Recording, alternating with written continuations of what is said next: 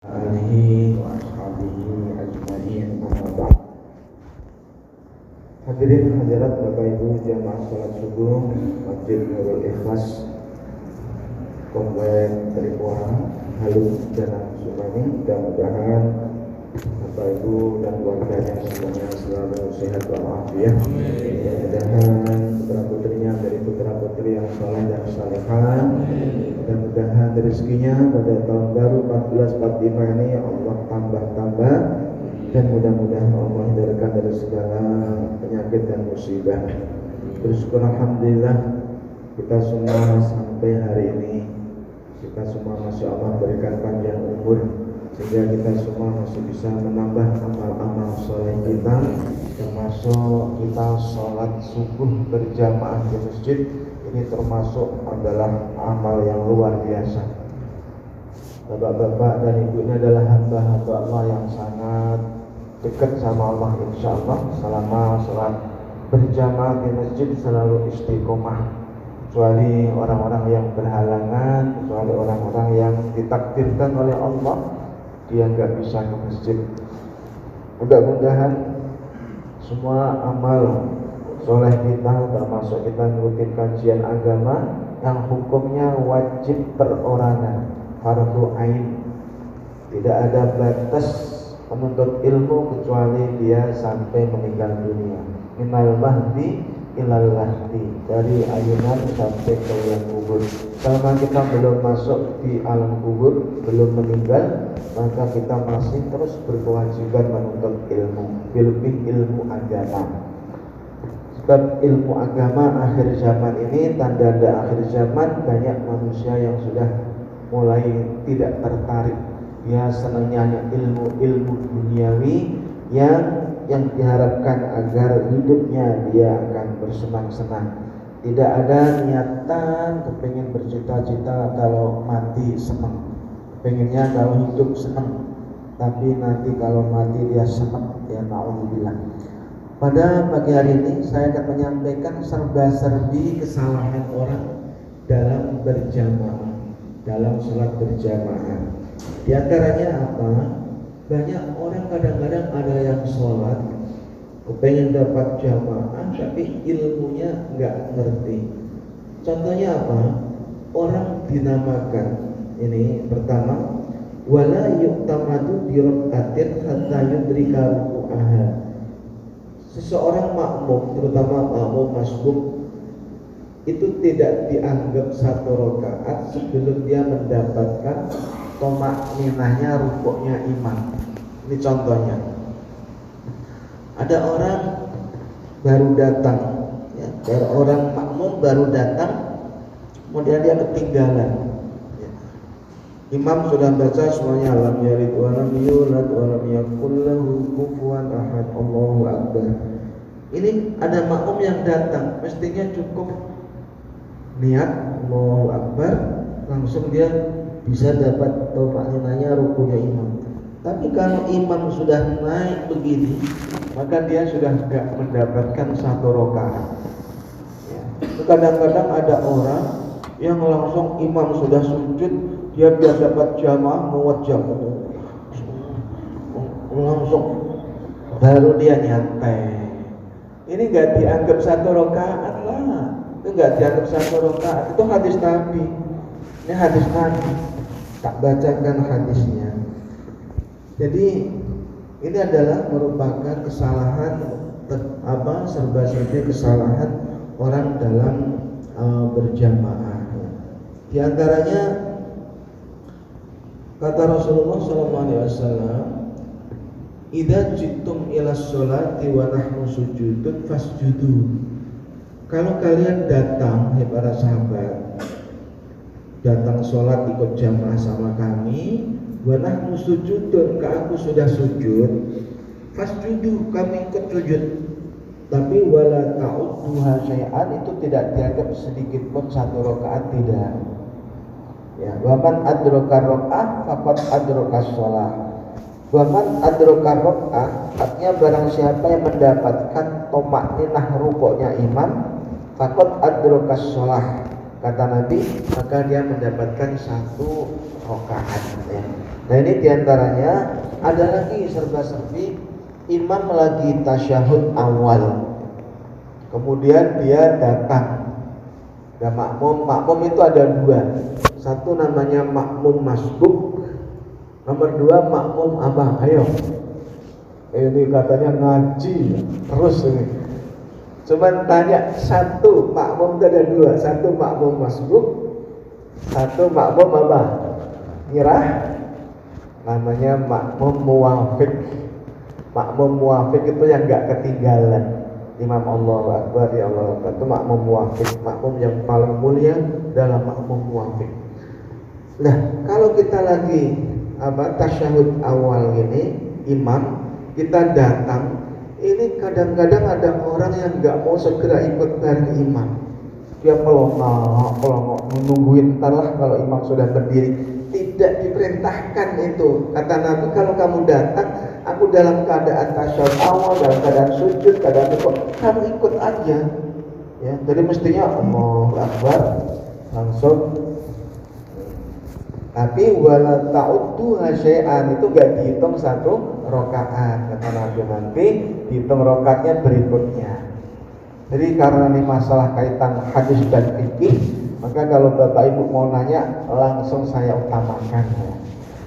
Kemudian serba-serbi apalagi, ada orang, ini namanya serba-serbi, beda-beda orang. Ada orang itu kalau sujud dia jamaah nih, karena kalau sholat sendiri gak ada masalah. Ini jamaah. Pas imam rakaat yang terakhir, imam sudah bangun dari sujud, sudah tahiyat, tapi ada makmum itu masih sujud lama-lama banget. Ada nggak di sini ya, Bapak Ibu ya? Ada. Ini mohon baca hadis Nabi. Kata Nabi, innama ju'ilal imamu liyutamma bihi. Imam dijadikan imam itu untuk diikuti. Maka fala tahtalifu alaihi, jangan berbeda. Kenapa? Fa idza kabbara, kalau imam itu sudah takbir, kata Nabi, fakabbiru, maka segera kamu takbir. Kalau sudah rukuk, farka'u. Kalau kamu imam sudah sujud, maka sujudlah, fasjudu. Kalau imam sudah bangun dari sujud, bangunlah kayak dia. Itu perintah Nabi. Tidak dianjurkan kita tatkala jamaah, imam sudah bangun dari sujud, dia masih sujud aja. Nah, ini suruh baca hadis. Ini adalah hadis yang sahih, Bukhari Muslim ya. Maka mereka punya anggapan, memang ada hadis Nabi sahih riwayat Imam Muslim ya, dari Abu Hurairah. Kata Nabi, aqrabu ma yakunul 'abdu bi rabbih wa huwa sajidun fa'aksirud du'a. Paling dekat-dekatnya seorang hamba kepada Allah, pada Rabb-nya, itu manakala hamba itu sedang sujud. Maka saat sujud itulah banyak-banyak kamu berdoa dari yang lama. Ini hadis jangan dipraktikkan waktu jamaah. Apalagi imam, enggak boleh imam itu bacanya panjang-panjang. Bacanya panjang-panjang. Nah, Rasulullah enggak pernah negur imam yang bacaannya pendek, enggak pernah negur. Tapi kalau imam yang bacanya panjang, itu yang dimarahin Rasulullah. Ustadz tadi bacanya panjang. Oh enggak, segitu masuk panjang ya. Itu udah orang cuman 1 halaman, saya bagi 2 kok. Kalau panjang berarti dia biasa baca kulhu sama inna a'toina itu. Udah biasa pendek, segitu mah udah dibandingkan banyak orang yang lebih panjang. Suatu hari Nabi ini bersabda, yundabu lil imam an yuhafiz as-shalah bil ma'mumin. Sunnahnya imam itu dianjurkan kalau imamin itu meringankan, jangan panjang, jangan lama-lama. Nabi bersabda, idza shalla ahadukum bin nas fal yuhafiz. Kalau kamu ngimamin orang, maka ringankanlah. Kenapa disuruh cepat, disuruh jangan panjang-panjang? Fa inna fihi ad-dhaif. Karena di situ jamaahmu itu ada orang yang lemah, wasakim, ada yang sakit ya. Mohon maaf, kadang-kadang imamnya sujudnya lama banget. Bagi orang yang punya sakit migrain apa? Yang sakit apa? Migrain apa? Migrain ya. Atau geliang itu pakai sujud itu. Ini nggak dianjurkan. Ada yang sakit, ada yang orang dengkulnya yang sudah ngilu diajak lama-lama. Ada wal kabir, ada yang sudah tua. Kayak mbah itu udah tua, udah nggak jamaahnya, ada yang sudah tua ya mbah. Maka kamu nggak boleh kamu lama-lama. Kaidah sholat nafsi, kalau kamu sholat sendiri, fal bitawil masya'a, silahkan mau manjangin, terserah kamu ya. Nah, ini suatu hari inilah adkhulu fi sholat. Kata Nabi, aku itu dari tadi ada niatan mau imamin sholat ini dengan sholat yang panjang. Udah saya niatin itu dari awal. Wa ana uridu itolataha, kata Nabi. Fa asfa'u buka as-sobi, lalu aku mendengarkan tangisannya anak kecil belakang ya sama ibunya. Jadi berarti zaman Nabi wanita-wanita juga banyak yang ikut sholat ke masjid. Jangan wanita sholat di masjid dibilang bid'ah. Ini kadang-kadang lah kita kalau baca di YouTube itu bingung. Saya kadang-kadang, saya maaf, insya Allah orang ngerti ya, itu aja bingung. Ini yang benar yang mana sih? Ini apa bid'ah dilarang. Ya Allah, ini gara-gara cuma baca satu hadis, gak mau baca hadis-hadis yang lain yang dia mungkin belum tahu hadis itu ya. Kemudian setelah dia anak kecil itu tangisan, nangis buat sholatnya, maka aku langsung saya cepetin ya. Karena apa? Saya takut ibunya terganggu ya. Dimana saat itulah ibunya, dia akhirnya sudah sangat sedih melihat anaknya menangis jerit-jerit seperti itu. Maka dengan Rasulullah akhirnya yang sudah niatan mau sholat panjang dipendekin ya. Ini diantaranya imam juga tidak boleh panjang-panjang. Serba-serbi berikutnya adalah ada orang, ini hadis Nabi, semua yang saya sampaikan ini saya bukan ngarang, dimana yusannu likulli musallin, setiap orang yang sholat imaman, baik imam atau makmuman atau jadi makmum atau munfaridan atau sholat sendiri, disunnahkan baca amin. Kemudian tatkala baca amin itu disunnahkan, diperintahkan untuk wa yustahabbul ma'mum an yuwaffiqal imam. Aminnya makmum itu bisa bareng sama aminnya imam. Kenapa? Sebab fa inna man wafaqa, kata Nabi, orang yang baca aminnya makmum itu kok bareng sama aminnya imam, maka dia berarti sama persis dengan aminnya malaikat. Lah, wa man wafaqa qaulahu qaulal malaikah, barang siapa yang aminnya sama dengan aminnya malaikat, ghufira lahu ma taqaddama min dzambi, Allah akan ampuni dosa-dosanya masa lalu. Ini hadis riwayat Imam Bukhari. Jadi aminnya malaikat itu terletak pada aminnya imam. Makanya kita diperintahkan agar amin makmum itu bareng sama aminnya imam.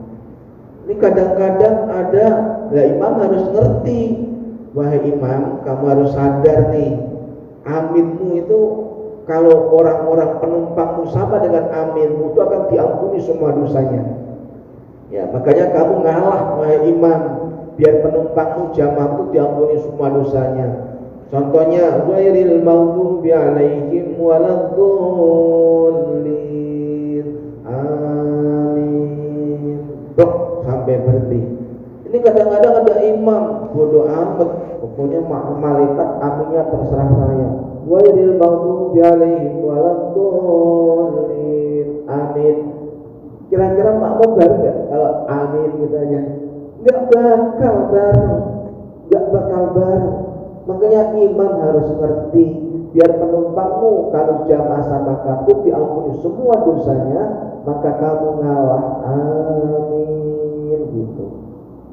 Kalau amin artinya istajib doanya, kabulkanlah doa kami. Baca Fatihah, ihdinas siratal mustaqim, tunjukkan kami jalan yang benar, kabulkan doa kami. Ya, direnungkan itu. Tapi kalau amin orang yang terpercaya, ya, Muhammadur Rasulullah shadiqul wa'dil amin. Mana apalagi kalau baca amin, gimana artinya bukan istajib doa anak. Nah ini ada orang yang kadang-kadang jamaah makmumnya aminnya sudah kumpul semua ada sama imam, tapi ada jamaah 1-2 orang yang baca aminnya itu ghairil maghdubi alaihim waladdallin. Amin. Ada nggak jamaah yang gitu? Di sini ada juga. Suruh baca deh, nggak ada ya, nggak ada. Alhamdulillah. Ini suruh baca hadis Bukhari. Apa sih susahnya nunggu nggak sampai 1 menit? Cuma amin, dosamu diampuni daripada kamu cuma baca amin. Itu aja ya Allah. Oman amin, nggak ngerti maknanya. Ini diantaranya serba-serbi.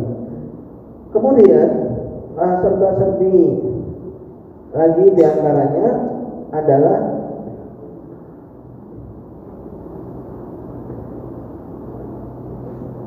yaitu kesalahan iman. Ya, ini kenapa sampai disyariatkannya sujud jahwi. Ya, jadi lupanya Nabi itu ada hikmahnya. Ya, sampai kenapa diperintahkan melaksanakan sujud jahwi. Jadi sujud jahwi ini dilakukan disebabkan gara-gara satu, dia lupa, ragu-ragu, bimbang. Ini 2 rakaat atau 3 rakaat, 3 rakaat atau 4 rakaat. Apalagi udah tanggal-tanggal tua, ini udah banyak tagihan itu. Ini 3 atau 4 ya, 3 atau 4. Udah, kalau seperti itu kamu diperintahkan ngambil yang sedikit dengan kaidah al-yakin la yuzalu bisyak. Keyakinan itu tidak bisa dihilangkan dengan kebimbangan. 3 atau 4, yang pasti yang yakin pasti 3. Begitu kita menjalankan namanya syariat, aturan. Hakikat yang tahu hanya Allah. Kok kenyataannya 4, Allah sudah mengampuni karena kita sudah melewati dengan syariat. Makanya inilah banyak orang yang sampai sableng gara-gara kepingin tasawuf, dia belum ngerti syariat. Dia hanya belajar hakikat. Enggak nyampe bang. Kita untuk menuju ke hakikat itu harus lewat syariat dulu. Aturan-aturan ini dari Allah dan Rasul kamu kerjakan dulu. Jadi kaidah ini 3 atau 4 ya. Maka suruh ngambil yang sedikit yaitu 3. Ingat kaidah ini hanya hablum minallah, urusan sama Allah. Tidak boleh kita pakai rumus hablum minannas, urusan manusia. Saya sama bapak itu utang berapa ya? Utang saya itu 75 juta atau 100 ya. Oh, kata Ustadz suruh ngambil yang dikit. Enggak boleh ini. Hukum itu hanya untuk hablum minannas al-yakin la yuzalu bisyak. Tapi hablum minannas disuruh ngambil yang banyak. Ternyata utang kita kok kita bayar 100 juta, ternyata utang kita sama dia ternyata 75 juta, maka yang 25 juta itu nabung terus jariah terus. Itu enaknya. Tapi kalau kamu ngambil yang sedikit, tahu-tahu utangmu 100 juta, besok kamu di akhirat amalmu akan dikurangi. Bil berapa tahun kamu? Tuh kalau menyalahgunakan, salah dalam menerapkan kaidah ya. Kemudian disebabkan lagi suatu hari dia lupa. Ini Nabi yang melakukan. Sampai Nabi mengatakan innama ana basyarun, aku ini manusia biasa. Ansa, aku juga lupa, kama tansawna, sebagaimana kalian juga lupa. Faida nasitu, maka kalau aku lagi lupa, fadzakiruni, maka ingatkan aku. Nabi aja minta diingetin kalau ada yang lupa, ada yang khilaf. Ini kadang-kadang kita diingetin malah marah, malah tersinggung. Suami diingetin sama istri kadang-kadang malah marah, lebih galakan dia. Ya.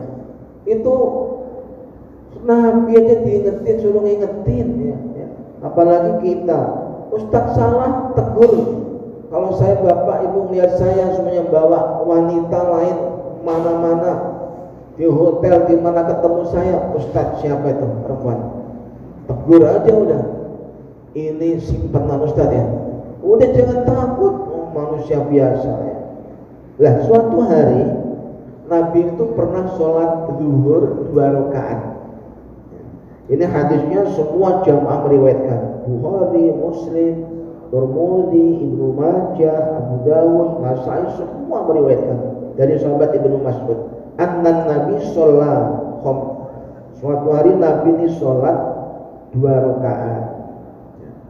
Kemudian setelah sholat 2 rakaat, kemudian Rasulullah udahlah Assalamualaikum langsung nyender sambil gini. Rasulullah nyender biasa, diperbolehkan nggak apa-apa. Udah ngobrol ngalor ngidul. Saat itu fil qaumi Abu Bakar wa Umar. Saat itu ikut jamaah Abu Bakar ada, sahabat senior. Umar bin Khattab ada. Tapi fahaba, 2 orang ini takut, nggak mau ngasih tahu, nggak mau ngomong ke Rasulullah. Tapi yang lain tuh ngomongin semua, cuman ngomongin doang. Lah sahabat yang dijuluki Dzulyaden itu langsung ngomong sama Nabi, ya Rasulullah, anasitahu an qasartas sholat. Engkau tadi sholat zuhur itu engkau lupa atau memang sengaja engkau mengkosor? Ada wahyu turun yang disuruh kamu sholatnya cuma 2 rakaat saja. Apa jawab Nabi? Lam ansa, aku gak lupa. Jelas Nabi cuma sholat 2 rakaat, bilang aku gak lupa dan aku gak niat ngosor. Kemudian akama yaqulu Dzulyaden, apa yang disampaikan Dzulyaden benar wahai sahabat-sahabat? Katanya aku sholat 2 rakaat. Semua menjawab, betul ya Rasul, kau tadi sholat cuma 2 rakaat. Benar-benar iya ya Rasul. Kemudian faqalu na'am, menjawab iya. Kemudian Rasulullah langsung, ayo maju lagi, berdiri lagi, kita nambah 2 rakaat. Tuh. Jadi kalau imam suatu hari, mudah-mudahan sini nggak ada, tapi di masjid yang saya ajar di Galaksi sana pernah lagi sholat, itu jadi waringin. Dia lagi sholat maghrib, imamnya baru 2 rakaat, salam, Assalamualaikum, ya. Dan jamaahnya nggak mau negur, ya, nggak mau negur. Dia punya perasaan ragu-ragu, jangan-jangan gua yang salah lagi. Jadi akhirnya lupa semua tuh jamaah itu, nggak ada yang negur. Apa yang terjadi? Giliran sudah selesai, baru ngomongin, kamu tadi kok imam sholatnya dari sama ngobrol itu. Akhirnya apa yang terjadi? Bukan ngikutin hadis Nabi ini, mereka udah bubar. Udahlah kita sholat masing-masing aja, udah kita bikin sholat lagi aja. Tidak benar cara itu. Mestinya biarpun dia sudah ngobrol ngalor itu, udah ngomong kesana kemari, tetap ayo sholat, nambah kekurangannya berapa, seperti Nabi yang dilakukan. Kemudian yang terakhir baru melaksanakan sujud syahwi.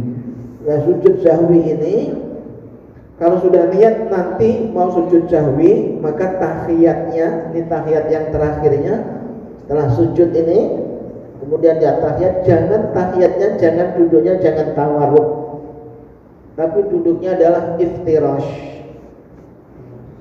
Iftirash setelah hamidum majid, maka langsung Allahu Akbar, subhanaman la yanamu wa la yashu, Allahu Akbar, memakninah 2 kali, subhanaman la yanamu wa la yashu. Kemudian baru tahiyat terakhirnya tawaruk, baru assalamualaikum warahmatullahi wabarakatuh. Assalamualaikum. Ini baik sholat sendirian di rumah maupun sholat jadi imam. Yang kadang-kadang ada orang saking groginya sudah niat mau sujud syahwi nih, sudah mau niat sujud syahwi, ya. Kemudian tahu-tahu sampai lupa lagi, assalamualaikum, assalamualaikum. Lah, saya mau lihat sujud jahwi kok enggak? Maka laksanakanlah setelah sholat 2 sujud itu.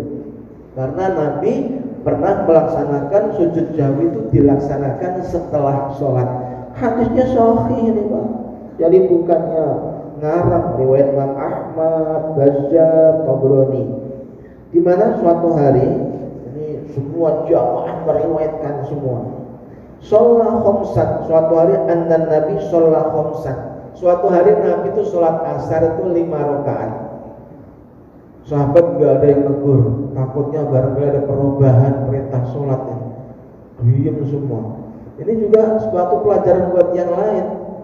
Tahu-tahu imam sholatnya kelebihan, diam semua makmumnya. Mau negur, mau subhanallah. Takut saya yang salah lagi sama lainnya aja gak ada yang negur. Akhirnya semua gak ada yang negur. Setelah 5 rakaat baru ditanya, azida fis sholat. Ya Rasul, apakah engkau tadi menambah sholatnya jadi 5 rakaat sholat asar ya Rasul? Wa madza? Emang kenapa? Faqalu sholaita khamsan, kata sahabat-sahabat, engkau sholat 5 rakaat ya Rasul. Langsung Rasulullah fasajada sajdataini ba'da ma sallama. Jadi Rasulullah setelah salam dikasih tahu sholatnya 5, maka dia langsung Rasulullah sujud sahwi setelah sholat. Itu hadisnya semua riwayat Bukhari, Muslim semua meriwayatkan. Jadi nggak apa-apa. Ya. Cuman kadang-kadang ini pas lagi ada imam dikasih tahu lupa, dia dikasih tahu subhanallah, imamnya dablek ini. Tahu dablek kan? Dablek itu bahasa Jawa ya. Enggak diperhatiin subhanallah. Udah peong kan udah ya. Baru ke sini segala masih muda-muda ya. Imamnya ini tetap aja berdiri.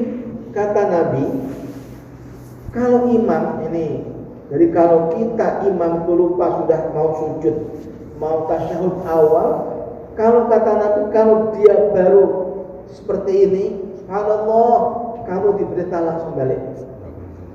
Langsung balik. Subhanallah. Udah 2 kali masih berdiri juga. Yang belakang malah subhanallah, udah mas 2 kan. Ya masih tetap berdiri. Bener-bener nih imam nih. Sudah diingetin masih subhanallah, masih berdiri. Mungkin dia punya keyakinan gua salah saya apa? Ya. Mungkin dia namanya manusia. Kalau imam sudah ngotot dia berdiri, kata Nabi, semua jamaah wajib berdiri. Enggak boleh kamu itu, kata Nabi, innamat ju'ilal imamu liyutamma bi. Imam dijadikan imam itu kok ikuti. Lagi pula itu juga hukumnya sunnah. Nanti kalau akhir barulah kamu melaksanakan sujud sahwi. Kalau imam melaksanakan sujud sahwi, makmum enggak boleh punya prinsip, loh yang lupa dia. Dasar dia, enggak ada. Aku enggak mau ikut sujud sahwi, kamu salah. Disalahkan Nabi. Kalau imam, dia yang ragu-ragu, dia yang lupa ikut sujud sahwi, kamu tetap harus ikut sujud sahwi. Itu perintahnya, syariatnya seperti itu. Tapi kadang-kadang ada imam melaksanakan sujud sahwi, makmum enggak ikut sujud sahwi. Ada enggak di sini? Banyak. Enggak ada ya? Wah, pintar-pintar semua. Masya Allah. Ini karena itu namanya syariat fikih ya. Jadi kita harus ngerti. Kan di sini pelajaran kalau imam itu salah, ya, maka ada caranya kalau laki-laki subhanallah untuk mengingatkan laki-laki. Kali kalau perempuan bitasfik tepuk. Paket. Pas gak ada orang lagi, kita lagi sholat. Paket, subhanallah. Paket, subhanallah. Paket, budek loh. Langsung kita sholat batal ya, karena kamu sudah connect sama manusia. Itu lagi ngadep sama Allah. Nanti juga kalian dibuang paketnya. Gak sabar amat sih ya. Makanya kalau assalamualaikum, ada yang jawab assalamualaikum, subhanallah, assalamualaikum. Ngerti ini ngerti. Oh dia lagi sholat ya. lagi sholat, subhanallah, dia nggak ngerti yang tamunya, assalamualaikum, kenapa sih nggak mau jawab? Goblok banget lo, subhanallah, masih repot tadi. Imam sama sholat juga sudah melaksanakan, yang makmum nggak ngerti, ya udah kamu yang ngalah, udah 3 kali cukup, kamu teruskan. Kita nggak boleh membatalkan sholat, kecuali kata Nabi boleh membatalkan sholat ada ular. Lagi sholat tahajud ada ular, waduh, udah batalin nggak apa-apa. Ya. Sampai hadis yang lain tetap kamu nyelamatin, habis habis ngurusin ular, kamu lanjutin sholat lagi.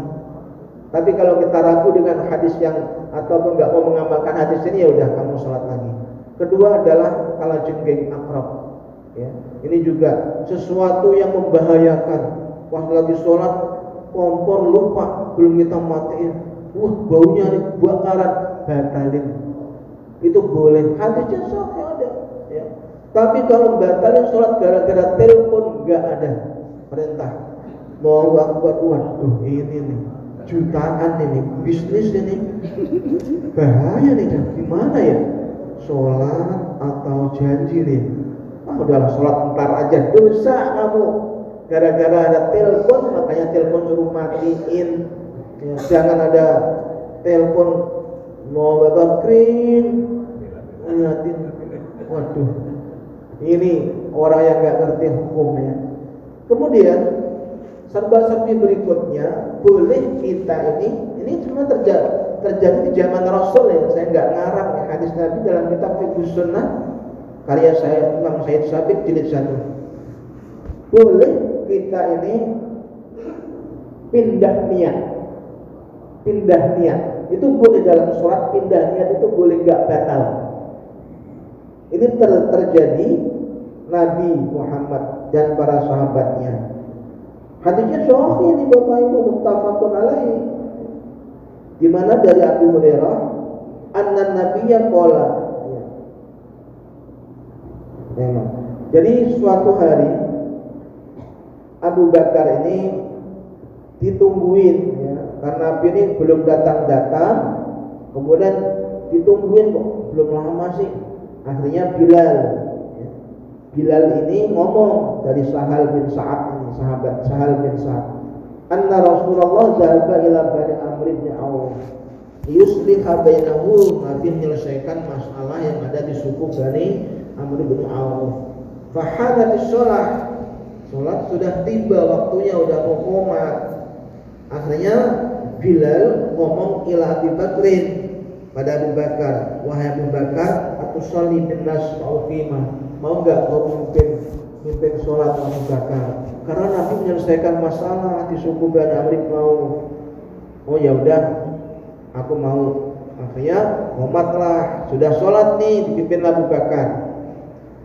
Kemudian fasolah Abu Bakar, fajar Rasulullah, tahu-tahu di tengah sholat Rasulullah datang. Jalan aja lah di depan, saf depan. Jadi kita boleh langsung saf depan. Nabi melakukan itu, saf depan. Setelah melihat saf depan ini, para jamaah makmum, para sahabat ini lihat ada Rasulullah ini di belakang sama tepuk. Tepuknya bukan begini kayak perempuan, tepuknya benar-benar begini. Ya, mau tepuk. Bahkan Abu Bakar layal tafid, tujuannya tepuk ini biar Abu Bakar itu mau noleh apa ya? Nengok ke belakang. Ya Abu Bakar tuh loh, belakangmu tuh ada Rasulullah, mau ngasih tahu itu nggak ngerti caranya dia, udah tepuk aja. Abu Bakar nggak tanggap, ditepukin itu diem aja. Ya, apa salah saya nggak salah juga, baru mulai lupa juga enggak gitu, nggak tahu ya. Akhirnya apa? Falamma aksarna suat tasfik. Lama-lama setelah manusia semakin banyak yang tepuk, plok, ruame banget ini. Ya.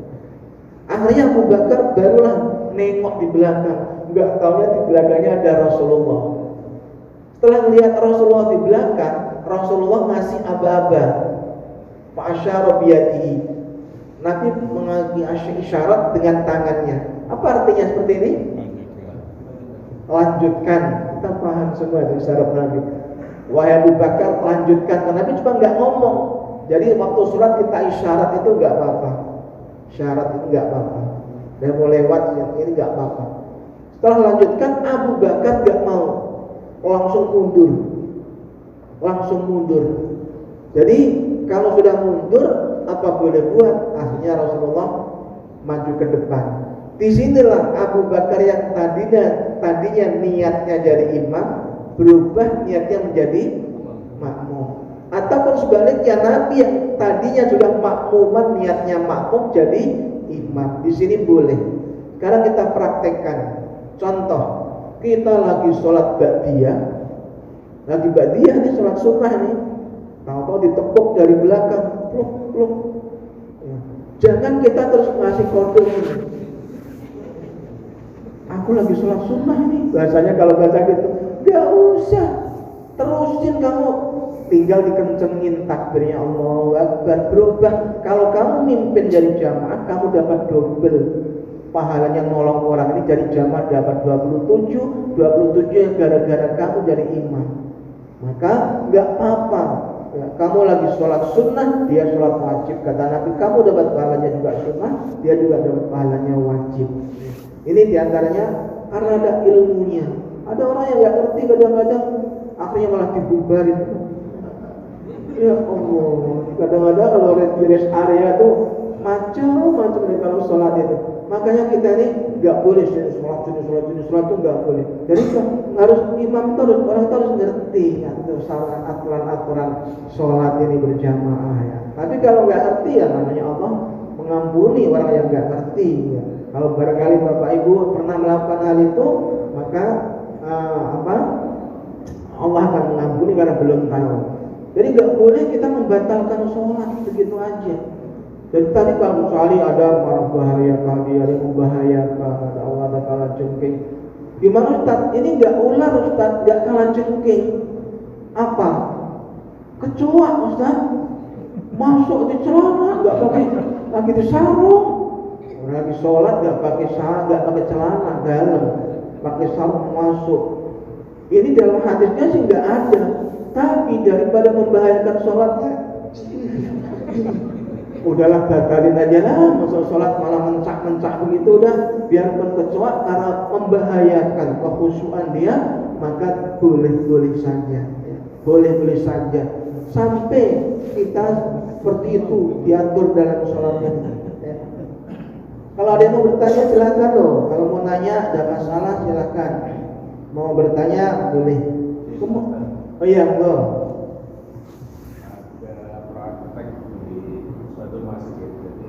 Sholat jamaah, itu ada orang lewat di depan. Dan itu yang lagi sholat ini kasih isyarat. Betul. Tahan gini. Iya, itu perintah Nabi. Batal enggak? Enggak. Jadi kata Nabi, termasuk lau alim tuh, kalau kamu tahu dosanya orang yang ngelewatin orang yang sedang sholat, mendingan kamu menunggu 40 bulan, 40 tahun, itu sangat dosa yang besar. Makanya kata Nabi, fatfa'u, kalau ada orang mau melewatin kamu harus kamu tolak. Itu perintah Nabi, orang yang ngerti itu. Ya, karena mestinya dia itu harus ada sutra. Di sini ada sutra nggak? Sutra itu selanjutnya itu dianjurkan seperti itu.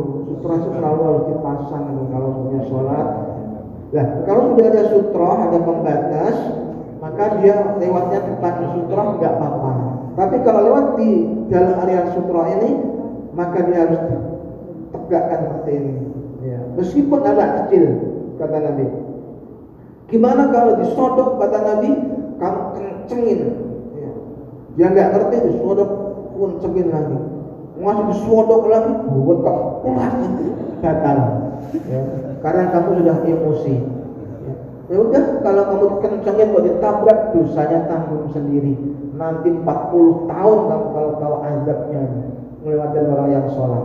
Maka disinilah yang membawa anak-anak kecil, maka harus dijaga niatnya dia mendidik anak biar ke masjid. Tapi kalau melewati orang sholat meliaran seperti ini, madurnya itu lebih besar, lebih banyak ketimbang maslahatnya. Kecuali kalau kamu dampingi. Orang yang bawa anak kecil itu sholatnya dianjurkan di paling samping anak kecil, paling samping. Ya, jangan sampai apalagi dia di depan ada anak masih belum dewasa kok sholatnya di saf depan, apalagi belakang imam, tidak boleh. Kita harus kasih tahu yang saf depan hanya orang dewasa, kamu ke belakang. Ya. Sebab apalagi di belakang imam, kalau imam lagi lupa, itu yang berhak untuk menggantikan adalah yang di belakang imam, nggak usah dikode. Ya. Tapi dengan catatan imam harus mundur dulu. Ini imam kadang-kadang udah salah banyak, nggak mau mundur-mundur. Ya. Akhirnya apa? Kalau dia nggak mundur, nggak boleh ganti. Jadi kalau dia sudah mundur, seperti di Riyadh, ibu kota Saudi Arabia Riyadh, imamnya batuk-batuk. Kan sudah dihitung pendanaan batuk-batuk. Udah nggak bisa nyambung, nggak kuat melanjutin pokoknya. Akhirnya dia imam mundur. Setelah mundur, maka di sini dia maju. Lah, gimana Ustaz imamnya bacanya suratnya panjang, gua nggak hafal. Dengan saya ada di belakangnya imam. Udah ganti aja. Bismillahirrahmanirrahim. Qul huwallahu ahad, Allahus samad. Sah, menyelamatkan jamaahmu yang banyak itu. Enggak harus kita ngikutin kayak yang dibaca imam. Kalau pas di Riyadh itu makmumnya hafal, bacanya lebih bagus, nyambung dia. Makanya kalau nyambung bagus, tapi kalau nggak nyambung, terjadi nggak nyambung, bapak posisi harus menggantikan, maka ganti surat lain nggak apa-apa. Ya, dengan catatan imam harus mundur. Imam udah nggak sanggup dulu, nggak harus ngasih kode juga nggak apa-apa. Wahai makmum, saya mau kentut, nggak tahan. Sebabnya ngomong itu dia mau kentut, dia pergi gitu aja. Makanya sunnahnya mihrab itu tempat imam itu ada pintu untuk keluar, itu sunnah. Ini juga termasuk sudah bagus. Kalau imam batal bisa minggir. Kalau sudah batal minggir, jangan nongkrong di depan aja ngeliatin. Ini seperti ini nggak benar. Lah mau pergi kemana Ustaz? Gak ada pintunya. Salahnya pengurus masjid. Kenapa bangun mihrab gak dikasih? Ini juga berkaitan ini. Makanya harus ngerti. Mihrab itu harus ada jalan. Kalau suatu saat imam batal. Kemudian begitu bapaknya jadi dianjurkan untuk pertama pertanyaan. Monggo silakan Pak. Gimana? Belum jelas. Sutra. Saya ini si sutra. Pertanyaan? Sutra. Oh iya sutra. Ya. Udah ada tinggal rumahnya enggak? Megang rumah. Ini pakai itu kan? Ya itu sudah. Saya kalau nanti minggu depan saya nyari mau enggak sama hati semen. Jadi ketika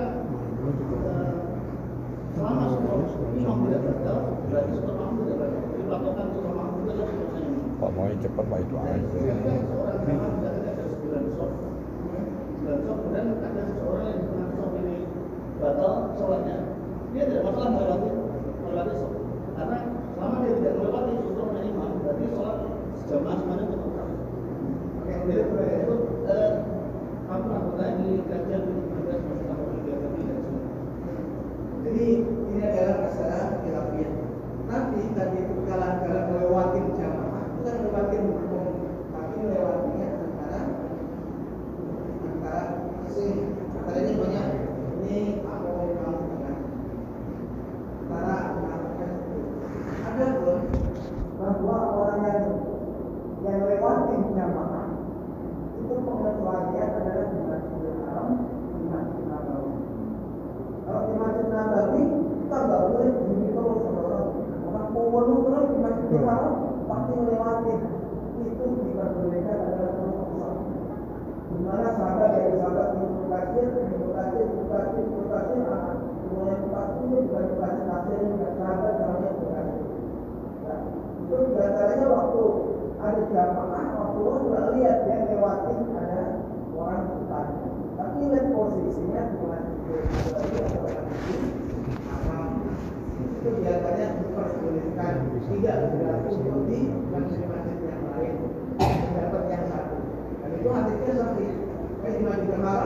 Kalau kita nungguin orang, kalau saya sholat, nggak keluar kita, ada yang sholat di depan kita.